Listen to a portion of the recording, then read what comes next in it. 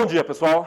Bom, meu nome é Manuel. O título desse nosso evento aqui é Workshop sobre Safe, né? Mas a gente pode também entender que a gente vai falar sobre como escalar a gestão ágil, né? Usando o Safe, né? No final das contas, o grande resultado final vai ser nós termos um comportamento mais global com relação... Global quando eu falo para dentro da empresa, né? Obviamente. Mas mais global com relação a como que a gente estende esses benefícios de adoção ágil para a sua empresa. Eu tive, digamos assim, a sorte de participar do movimento ágil desde o comecinho dele, né?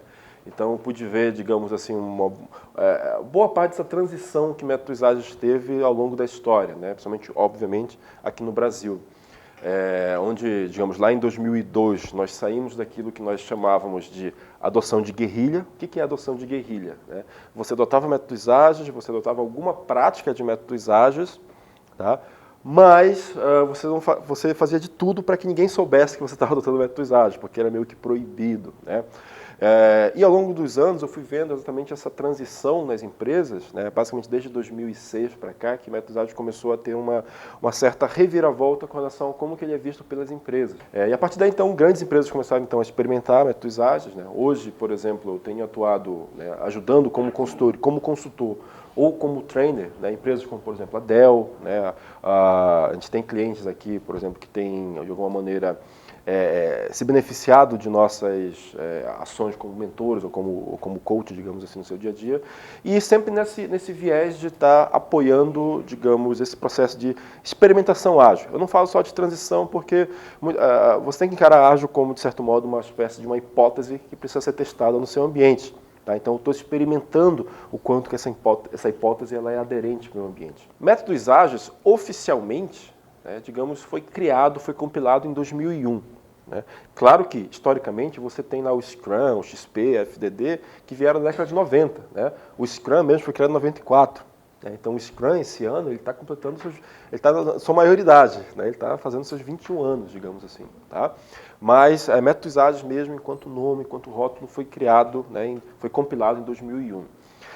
Então, basicamente, digamos, nós estamos no que eu chamo na nossa segunda década com relação à adoção de métodos ágeis. Né? Estamos na segunda década. E na primeira década, digamos que boa parte do nosso objetivo, dos nossos desafios, foi, digamos assim, ainda mostrar, né, o básico sobre métodos ágeis. Né? Mostrar o quanto que Scrum, por exemplo, né, ajuda um time a entregar melhor, né, fazer melhores entregas com mais frequências. Né? E, principalmente, como que, por exemplo, as empresas conseguem se beneficiar com métodos ágeis. Porque, de maneira geral, pessoal, uma coisa que tipicamente as pessoas se esquecem de métodos ágeis é o propósito pelo qual você está adotando métodos ágeis. Tá? O propósito está por detrás de ágil. O ágil não quer dizer só eu entregar com mais frequência, não quer dizer só as pessoas ficarem mais felizinhas no trabalho, digamos assim. Tá? O ágil ele precisa se reverter em algum benefício econômico para a sua empresa. Mesmo que esse benefício seja, por exemplo, esse daqui. Eu costumo falar, né, que o que é o ágil? O ágil ele é a arte de maximizar desembolso não feito. Ok, pessoal? Por que isso aqui é importante? Porque qual é o racional por detrás dessa afirmação? Né? Se você tem um projeto, por exemplo, onde você gastaria 1 milhão em cima desse projeto. Na visão tradicional, na visão waterfall, digamos assim, você só iria descobrir, né, se esse projeto, esse produto deu certo ou não, lá no final. Né? Com o ágil, a ideia é que vamos investir, sei lá, 100 mil em uma primeira interação, em uma primeira release, que seja. Né? Temos o feedback sobre aquele produto. Né? Imagina que um feedback, no pior cenário possível sobre aquele feedback. Você descobre que, de repente, aquele teu produto é uma furada. Né? Você estava indo para um caminho totalmente errado. Né? Olha só a oportunidade que você tem em mãos agora. Né? Você tem a oportunidade de economizar 900 mil, na verdade, para a sua empresa. Né? Então, por isso que eu falo que é a arte de maximizar desembolso não feito. Tá? Porque ao invés de você seguir uma linha de investimento que, de repente, seria falha para a sua organização, você, com base no feedback antecipado, né, você consegue fazer essas correções de rumo. Tá, ok? Então, essa acaba sendo, digamos, uma grande sensibilização e que é importante você fazer, principalmente em níveis mais estratégicos da tua empresa. Uma outra questão também importante, alguém já ouviu falar de um estudo chamado Chaos Report, do Stanford Group? Alguém já ouviu falar desse estudo? E em 2001, esse estudo teve uma pequena parte lá bem interessante para métodos ágeis, que foi o seguinte, o estudo analisou o percentual de features que eram utilizadas dentro das organizações, dentro dos produtos de maneira geral. Fizeram uma pesquisa, né, com software nos Estados Unidos e chegaram a uma conclusão bem interessante. Qual é essa conclusão? Eles concluíram que 64% das funcionalidades de um software, né, tipicamente, elas nunca ou raramente eram utilizadas. Né? Caraca, 64%. Isso significa o quê? Se você gastou, mais uma vez, 1 milhão para criar um produto, né, em média, provavelmente, você tem 640 mil ali jogado no lixo. Assim, não interprete esse número de uma maneira tão rígida. Não quer dizer que, pô, Manuel, então você está dizendo, você está afirmando que todo projeto que eu faço lá tem 64% de funcionalidade que não utilizo. Não é tão a risco assim. Né? Obviamente, esse é um número para você refletir. Né? O quanto de percentual, o quanto de features, de funcionalidades que eu tenho no meu produto, que de repente não é utilizada por uma simples razão de que, sei lá, não agrega valor para ninguém. A grande questão que você talvez precisa se perguntar é, mas por que a gente chega nisso? O cliente não sabe o que quer. Esse é um ponto, uma resposta muito comum. Só que eu tenho uma triste notícia para dar para vocês, pessoal. O cliente nunca vai saber o que ele quer. Não importa o que você faça, tá? Imagina que você pode pensar, o cliente não sabe o que quer porque, sei lá, a gente não analisou direito, a gente não especificou direito, né? Não é isso, tá? Software, o que está por trás de software é uma natureza muito dinâmica, né? Você tem um modelo de negócio que muda, você tem regras de negócio que vão mudando o tempo todo, você tem um próprio aprendizado sobre aquele contexto que vai mudar também, né? Então, observem que assim, não se trata apenas de uma questão de, vamos investir mais em tentar fazer com que o cliente aprenda mais no começo. Porque ele até pode aprender mais no começo ali, de fato, né? Só que ele vai aprender com base em uma verdade. A grande questão é que as verdades vão mudando ao longo do tempo. Faz sentido isso para vocês, galera? Ou na experiência de vocês, os projetos ficam estáticos, o escopo do projeto principalmente? Né? Não, né? Você tem mudanças, né, o tempo todo. Então, o ágil ele meio que reconhece isso. Né? Ele reconhece que vai ter mudança, né, e que a gente precisa agora ter uma abordagem um pouco mais empírica para conseguir absorver essas mudanças. Né? E reconhecendo que o cliente não sabe o que ele quer, e de fato, né, imagina que o próprio Deus desceu do céu com uma metodologia de levantamento de requisito perfeita, digamos assim. Né? Ainda assim, né, você não vai conseguir cobrir todas as variações possíveis do teu escopo ao longo do teu projeto, por exemplo. Beleza, pessoal? Tá? Então, uma das razões também é essa, obviamente, né? Esse grau de variabilidade que, digamos, as coisas têm, obviamente. Uma outra razão também muito importante é, digamos o seguinte, a abordagem waterfall, a abordagem cascata, né, de maneira geral, ela pressupõe o seguinte ritmo de trabalho para você. Né? Imagina, se coloque no lugar do cliente, digamos. Né? Imagina que eventualmente você é o cliente que está contratando o software. Alguém chega para você com a seguinte abordagem. Meu querido cliente, eu vou fazer um projeto para você, então eu preciso que você me fale agora tudo que você vai precisar, né? E tem que ser nesse momento. Né? Depois não vai ter mais mudança depois. Beleza? Porque com base nesse detalhe, nesse aprendizado detalhado que nós vamos ter nesse momento aqui, eu vou conseguir dizer o prazo e dizer o custo, por exemplo. Né? Aí, o que o cliente faz do outro lado? Ele tem lá um relatório lá tal que precisa mostrar uma listagem não sei de que lá. Ele precisa daquilo, ele não sabe se ele precisa daquilo, mas como ele só tem aquele momento para dizer o que ele quer, então ele coloca do mesmo jeito. Tem um cálculo tal, de tal jeito aqui, como é que funciona mesmo? Não sei, coloca de qualquer jeito ali. Será que o cliente vai usar isso? Não sei, mas coloca de qualquer jeito também porque depois não vai entrar. Né? Então você começa a inchar, digamos assim, o teu escopo com coisas que você não sabe ainda. Primeiro, não é que não sabe como funciona, mas você não sabe até a coisa mais básica, talvez, que é se você vai precisar daquilo ou não. Tá?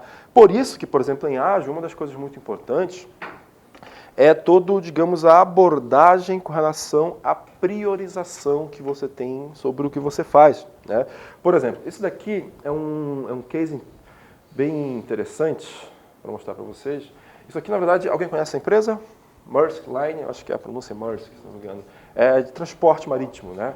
Eles não são necessariamente um case só de ágil. Né? O que eu quero mostrar para vocês é que isso aqui, vocês podem procurar na internet, né, um estudo chamado The Black Swan Farm, tá? Onde eles têm um estudo sobre cost of delay, custos de delay. O que é isso? Isso aqui é uma técnica de priorização baseada em critérios econômicos para você, por exemplo, pegar o teu backlog de features, né, e analisar esse teu backlog para você conseguir descobrir, por exemplo, qual o custo de delay de cada feature, né, o custo de oportunidade, ou seja, quanto tempo mais eu demorar para entregar uma feature, né, quanto dinheiro eu estou perdendo, quanto de oportunidade estou perdendo, por exemplo. Então essa empresa começou a aplicar esse processo de priorização nos seus backlogs, né, nas suas demandas, e eles descobriram o seguinte, olha só, você tem aqui, na verdade, menos de 20%, cerca de 20%, na verdade, né, de funcionalidades que tem o maior custo, né, do restante das outras 80% de funcionalidades. Então tem muita coisa de funcionalidade aqui que, na verdade, pelo ponto de vista de negócio, né, ele chega até, ele beira algo que próximo da irrelevância, digamos assim. Tá? Então, observe, quando você começa também a estender esse mindset ágil pelo ponto de vista de negócio, até de priorização, você começa a ter esse tipo de benefício. Né? Saber, ok, se eu investir nessas funcionalidades, esse grupo de funcionalidades aqui, já eu tenho uma dica de que elas são mais prioritárias do que esse grupo de funcionalidade aqui.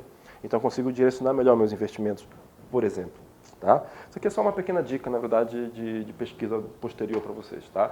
The Black Swan. Um outro elemento aqui importante nós termos em mente, pessoal, é essa pesquisa anual da Virtual One. Isso aqui é na 9ª versão, na verdade, dessa pesquisa. E ela, assim, normalmente a amostragem, né, o número de respondentes dessa pesquisa é cerca de 4.000 pessoas ao redor do mundo. Né? Diferentes empresas, diferentes segmentos respondem essa pesquisa.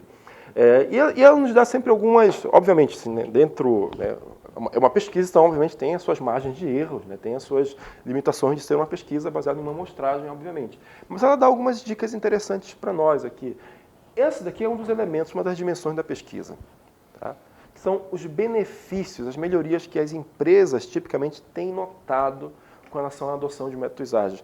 E nessa pesquisa aqui, nesse ano em específico, tivemos um resultado bem interessante, né? Porque constatou-se que, na verdade, que você tem que esses 3 primeiros itens aqui, eles estão há 4 anos, digamos assim, meio que sendo o top de benefícios já notados pelas empresas. Né? Então, ou seja, a habilidade de gerenciar essa mudança de prioridade, um incremento na produtividade do time, né? E principalmente uma melhoria, digamos, na visibilidade dos projetos. Né? Olha só que curioso, né? Você começa em nível até estratégico, em nível de gestão de programa ou até de portfólio realmente, até muito baseado naquela questão que eu falei para vocês do feedback antecipado, você começa a ter um certo incremento desse tipo de benefício aqui. Tá? Além de outros também que você pode observar, que é a própria questão de qualidade, né?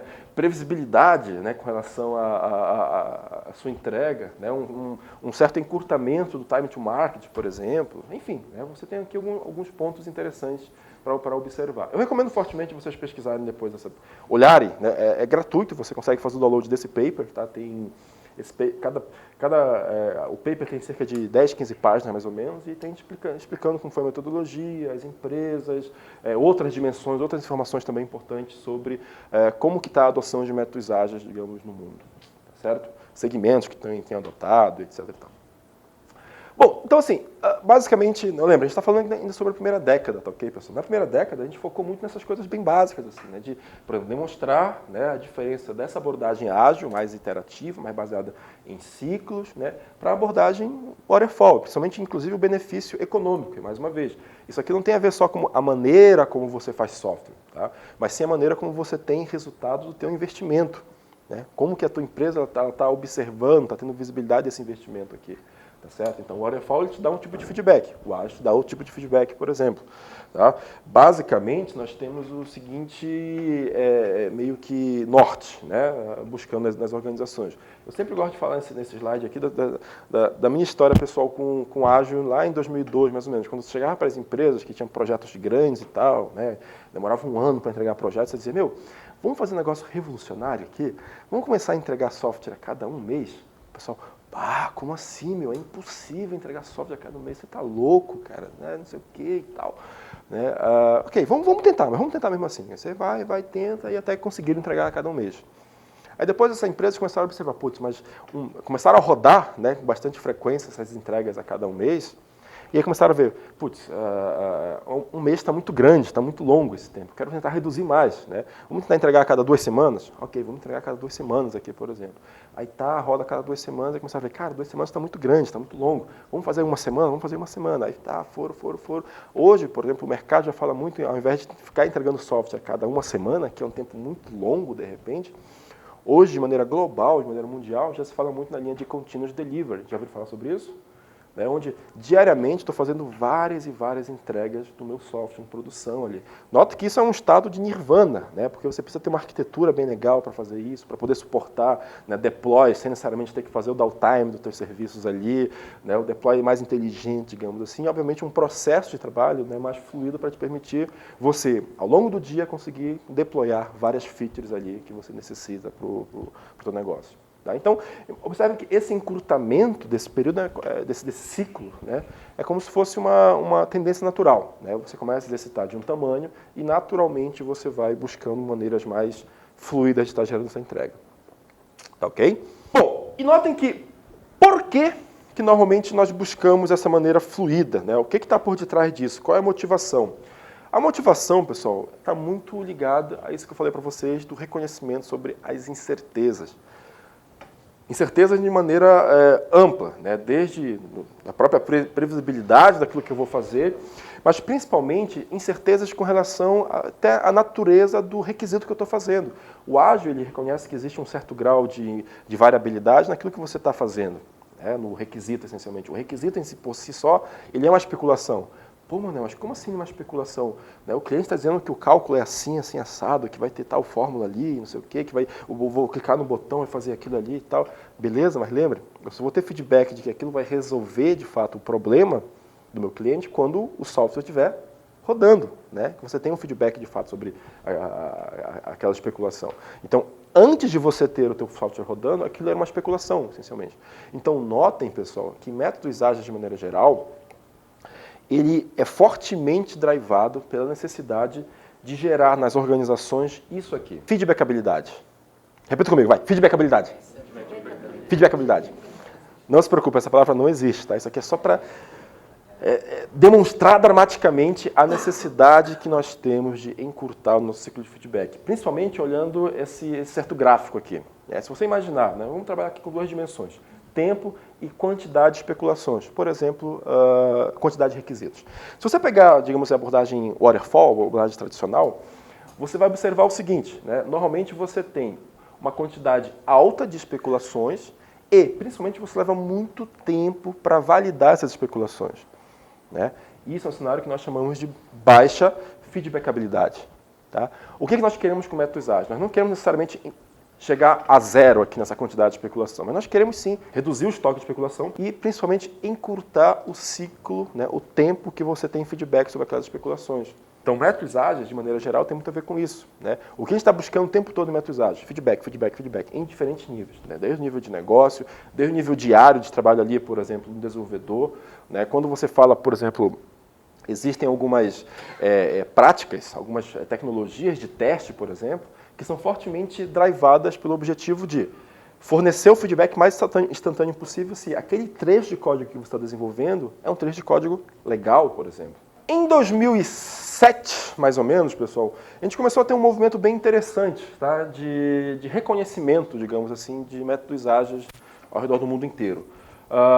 Grandes instituições, né, como o próprio PMI, Gartner, Forrester, por exemplo, o próprio SEI, né, começou, de certo modo, a reconhecer, cara, esse negócio de métodos ágeis é interessante, vamos conversar, vamos entender, vamos tentar buscar formas até de coexistirmos, digamos assim, né, tanto que de 2008 para cá o PMI, de uma forma institucional, né, começou a criar todo um movimento muito forte de aproximação com a comunidade ágil, criar produtos, criar, digamos assim, uma certa branch, né, de relação do PMBOK voltado, drivado para métodos ágeis. Então, é um pouco também com essa visão, né, de tentar, né, criar uma aproximação e reconhecer que, para dentro de software, digamos assim, né, métodos ágeis tem uma abordagem bem interessante, né, e que a gente pode ter uma certa sinergia aqui de trabalho.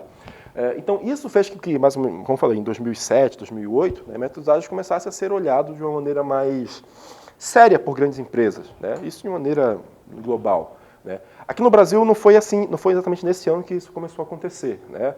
Aqui no Brasil eu falo que a gente tem a possibilidade de ver o futuro, sabia, galera? Nós somos muito bons nisso, sabiam disso? É sério, a gente tem uma possibilidade muito legal. Não, sabe como é que a gente consegue ver o futuro? É só olhar para fora. Vai para os Estados Unidos, por exemplo, daqui a 5 anos vai estar exatamente como estava lá, digamos. Você consegue ver o futuro. Né? Então, é um pouco disso. Então, lá para fora, isso começou a acontecer mais ou menos esse ano, 2006, 2007. Né? Aqui no Brasil, mais ou menos 2010, ali, 2011, que esse movimento de grandes empresas começou a engrossar, digamos assim. Uma ferramenta que, obviamente, foi fundamental como alavanca para isso acontecer, obviamente, foi o Scrum. Todo mundo conhece aqui o Scrum, pessoal? Já ouviram falar de alguma maneira do Scrum? Legal. O Scrum, de certo modo, ele abriu muitas portas, né, principalmente em grandes organizações, porque ele é relativamente fácil de você entender, tá? Não quer dizer que é fácil de usar, mas é fácil de você entender o Scrum. Tem um background institucional, tem Scrum Alliance por detrás, tem modelo de certificação, etc. e tal. Então, assim, isso ajuda bastante a abrir essas portas nas empresas, tá? Só que o que acontece tipicamente, pessoal, quando você está falando o seguinte agora de grandes empresas, quando você adota ágil, né, digamos em um time, você tem toda uma organização, digamos assim, que tem várias partes, vários elementos que são não ágeis. Mas não encara aqui o não ágil como algo pejorativo, tá? Não ágil no sentido, ó, eles não estão na mesma vibe, ou não estão integrados de alguma maneira com o que o time está fazendo aqui, por exemplo. Isso, obviamente, ele é reforçado, né, quando você olha as grandes organizações e identifica, por exemplo, sei lá, isso aqui foi um negócio que eu tive contato há muito tempo atrás, que era um framework de TI de um banco. Quando você está falando de métodos ágeis, né, eu estou falando de métodos ágeis rodando na visão lá pura do Scrum. Aqui, né, dentro do desenvolvimento de sistemas. Mas, tem todo um ecossistema aqui de coisas que a TI está se preocupando e que você tem, de alguma maneira, buscar algum tipo de interoperabilidade, no mínimo, né, para conviver. Não quer dizer que a tua grande empresa vai pegar, abrir mão do teu modelo de governança, digamos. Né? Mas tem que, pelo menos, buscar uma interoperabilidade. Esse, galera, na verdade, o desafio daquilo que eu chamo da segunda década de métodos ágeis. Lembre, nós estamos na segunda década de métodos ágeis. Né? E nessa segunda década nós estamos muito focados em conviver, em vencer, digamos assim, com esse desafio de como fazer o ágil rodar de uma maneira mais harmônica em grandes organizações. Né? Quando eu falo nós, né, estou falando assim, uma comunidade mundial, né, são várias empresas, vários agilistas aí pelo mundo inteiro que estão realmente, né, experimentando o ágil, não só naquele nível de time. Porque basicamente, pessoal, sendo bem sincero para vocês, você não tem mais dúvida de que assim, o Scrum ou o ágil ele funciona, ele tem benefícios para um nível de time, por exemplo, né, que eu consigo entregar mais rápido. Agora nós estamos focando, de fato, em fazer com que as empresas sintam esse benefício, né, de uma maneira global. Não estou dizendo que, Manuel, então quer dizer que você vai transformar a empresa inteira, o RH vai ter que funcionar em ágil? Não, não é isso, tá certo, pessoal? Mas você começa a contagiar o mindset da tua organização para que ele, no mínimo, consiga, né, buscar uma forma melhor de conversar, né, com o que você está desenvolvendo enquanto produto de forma incremental, digamos assim. Beleza? Esse que é o grande ponto. E aí, pessoal, notem que, assim, com base nesse desafio, né, você precisa reconhecer algumas coisas importantes. Primeira coisa importante que precisa reconhecer, isso falando especificamente assim, para agilistas mais puristas, mais extremistas, digamos assim. Como o ágil ele teve um background, ele teve um início muito forte em desenvolvimento de software, em práticas de software, hoje, né, o ágil, de maneira geral, ele precisa reconhecer que existe vida além do código. Né? Ou seja, o código é importante, o software é importante. Né? Aquelas práticas lá do XP, já ouviu falar de XP, por exemplo, Extreme Programming, já ouviram falar? Elas são vitais para você fazer um bom produto, digamos assim. Mas não é só isso que vai ser útil na tua empresa. Você precisa fazer, né, outras, né, lançar mão de outras ferramentas, de outras coisas. Né? Tem que lançar, na verdade, um olhar além do teu time para começar a conversar com esses elementos aqui. Tá? É por isso que, na verdade, hoje, quando a gente está falando de extensão de métodos ágeis, tá, você está falando o seguinte, eu vou continuar usando, fazendo aquela adoção, por exemplo, de Scrum nesse nível aqui, só que eu vou precisar combinar outras ferramentas ágeis, né, para conseguir conversar. Nota nesse gráfico aqui que a ideia não é transformar, converter, como falei para vocês, né, toda a empresa em ágil. Eventualmente vai ter uma área ou outra ali que vai ter o seu processo mais tradicional. E por uma questão normal, eles não precisam mudar para ágil muitas das vezes. Tá? Mas precisa buscar maneiras de fazer essa conversa acontecer. Tá certo? Só que aí, pessoal, nós, quando começamos a fazer isso, nós esbarramos, digamos assim, com aquele problema básico da humanidade de maneira geral. Qual o problema básico, pessoal? Que é o seguinte, precisamos reconhecer, de certo modo, que desenvolvimento de software é algo criativo. Correto, pessoal? Faz sentido isso para vocês? Né? É uma atividade criativa. Né? Se você perguntar para um desenvolvedor, ele reconhece aquilo como quase uma arte, né? Porque, de fato, é uma atividade muito, muito intelectual, digamos assim. E, de certo modo, muito dependente das pessoas, né? Muito dependente dos skills. Né? Você não consegue processualizar tudo, né? Todas as suas soluções de uma forma de um processo e você consegue fazer com que isso escale de uma maneira industrial, por exemplo. Né? Tanto que aquela metáfora de fábrica ela tem uma certa incongruência com o desenvolvimento de software por causa disso. Né? Eu não consigo repetir muitas coisas. Então, observem que quando agora a gente está começando a falar, né, a escalar o ágil para o restante da organização, O desafio, então, volta a ser o seguinte: como se escala algo artesanal? Algo que essencialmente é artesanal. Né? Alguém que trabalha em alguma cervejaria aqui? Não, né? Perguntar primeiro. Sabe, um apreciador. Vocês apreciam boas cervejas, tipo cervejas artesanais, por exemplo? Imagina que eu sou dono de uma cervejaria artesanal que eu tenho uma produção mensal de 50 litros, por exemplo. Uma cerveja bem artesanal ali, caseira ali e tal. Eu começo a vender minha cerveja, começa a dar certo e de repente eu me vejo numa situação onde eu tenho que crescer minha produção. Daqueles 50 litros por mês, eu tenho que começar a produzir, sei lá, 5 mil litros por mês, digamos.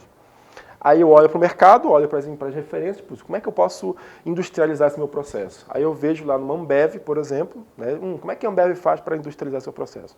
Se eu pego aquela minha cervejaria artesanal e aplico, digamos, os mesmos processos de uma Ambev, qual o resultado que isso pode acarretar no meu produto, pessoal? Na opinião de vocês? Perco, de repente, a qualidade ou a própria singularidade, né? A singularidade daquele meu produto.